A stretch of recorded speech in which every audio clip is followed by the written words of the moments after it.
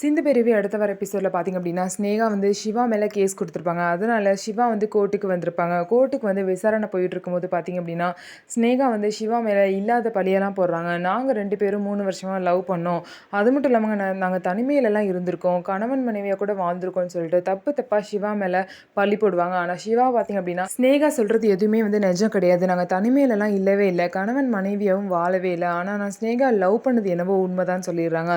இதை கேட்ட ஜட்ஜி, அப்போ நீங்கள் ஸ்னேகா சொல்கிற குற்றத்தை ஒத்துக்கிறீங்களான்னு கேட்குறாங்க. ஆமான்னு சொல்லவும், சரி இதுக்கான தீர்ப்பை வந்து நான் கொஞ்சம் நாளைக்கு ஒத்தி வைக்கிறேன் அப்படின்னு சொல்லிட்டு தீர்ப்பை வந்து ஒத்தி வச்சுருக்காங்க.